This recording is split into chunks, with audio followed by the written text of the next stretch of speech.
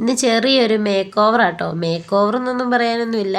ഞാൻ ചെറുതായിട്ട് മുടിയുടെ ഫ്രണ്ട് വശം ക്രൗൺ ഏരിയ മാത്രം ഒന്ന് സ്ട്രെയിറ്റ് ചെയ്യാമെന്ന് പറഞ്ഞിട്ട് പോയതാണ്.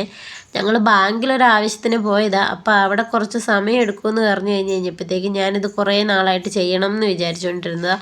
അപ്പോൾ എന്നാൽ അത് ചെയ്തേക്കാമെന്ന് ഓർത്തു.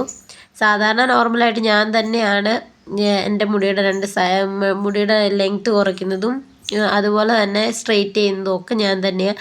അപ്പം ഞാൻ വിചാരിച്ചു ഇത് കുറേ നാളായിട്ട് അല്ലാണ്ട് പുറത്ത് പോയി ഒന്ന് ചെയ്താൽ എങ്ങനെ ഇരിക്കും എന്ന് നോക്കണമെന്നുണ്ടായിരുന്നു. അപ്പം അന്ന് സമയം കിട്ടിക്കഴിഞ്ഞ് കഴിഞ്ഞപ്പോൾ ചെയ്തു.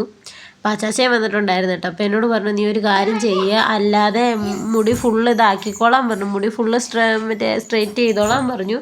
പക്ഷെ അതിനുള്ള ധൈര്യം എനിക്കില്ലായിരുന്നു. കാരണം ഇനി പൊഴിഞ്ഞു പോവുക. ഞാൻ അങ്ങനെ കെമിക്കൽ ട്രീറ്റ്മെൻറ്റ്സ് ഒന്നും ഇതുവരെ മുടിയിൽ ചെയ്തിട്ടില്ല കേട്ടോ.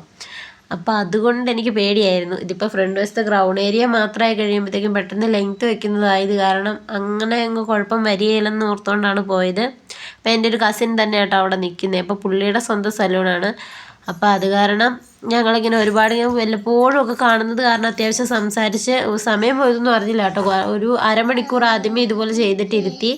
അത് കഴിഞ്ഞ് പിന്നെയും ഒരു അരമണിക്കൂർ കഴിഞ്ഞ് കഴിഞ്ഞിട്ടാട്ടോ ഈ കാര്യങ്ങളൊക്കെ ചെയ്തിട്ട് പോകുന്നത്. ടോട്ടൽ ഒരു മണിക്കൂർ 1.5 മണിക്കൂറൊക്കെ ഇരുന്നു. അപ്പോഴത്തേക്കും തക്കുടും അച്ഛയും കൂടെ പുറത്ത് പോയതായിരുന്നു. അവർ രണ്ടുപേരും കൂടെ വന്നു കേട്ടോ.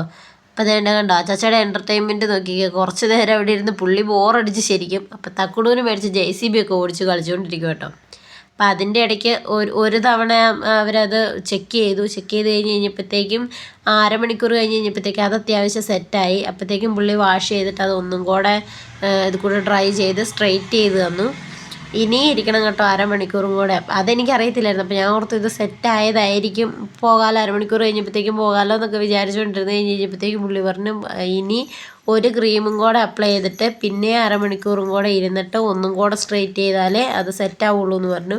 പിന്നെ അതിന് വേണ്ടിയിട്ട് വെയിറ്റ് ചെയ്തിരിക്കും കേട്ടോ. അപ്പോൾ അമ്മയും കണ്ണനും ഉണ്ടായിരുന്നു. അപ്പോൾ അമ്മയ്ക്ക് പിന്നെ വന്നിട്ട് ഹോം സ്റ്റേയിൽ കയറി പോകാനുള്ളത് കാരണം ബാങ്കിലത്തെ കാര്യം കഴിഞ്ഞ് കഴിഞ്ഞപ്പോഴത്തേക്ക് അവർ നേരെ കയറിപ്പോയി.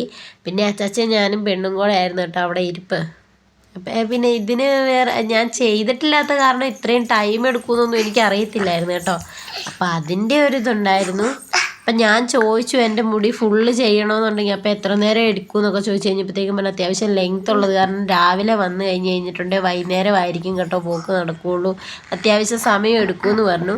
പിന്നെ ഇതെല്ലാം ചെയ്ത് കഴിഞ്ഞപ്പോഴത്തേക്കും മുടിയുടെ അടിവശമാണെങ്കിൽ ഒന്ന് ചെറുതായിട്ട് ജസ്റ്റ് ഒന്ന് കട്ട് ചെയ്ത്